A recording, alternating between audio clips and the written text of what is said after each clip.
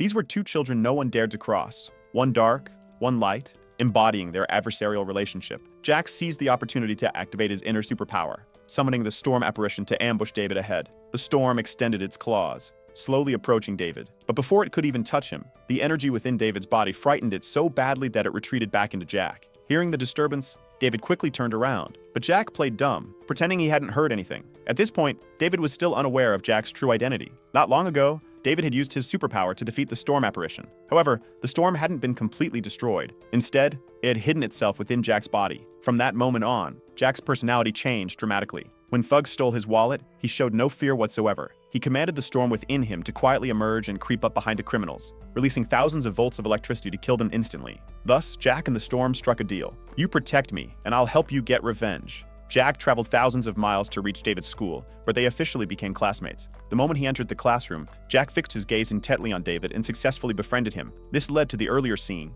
After awakening his superpower, David had trained with his teacher since childhood, becoming increasingly proficient in controlling his abilities. The energy stored within him grew more powerful by the day, which explained his ability to frighten off the storm. Jack and the storm weren't sitting idle. They returned to the site of the Cratius battle. After David had defeated the storm, he'd left a massive black crater in the ground. This crater was the storm's objective. Transforming into a wisp of white smoke, the storm swiftly headed for the crater. It burrowed into the soil, using its power to activate some unknown entity before returning to Jack's body. When the security guard arrived for his shift, he discovered the crater was emitting an eerie greenish-blue light. Descending to the bottom, he found the area covered with a strange plant species bearing vibrant flowers. As the guard approached, the flowers released glowing insects that immediately attacked him. What exactly were these insects? And what fate awaited the security guard?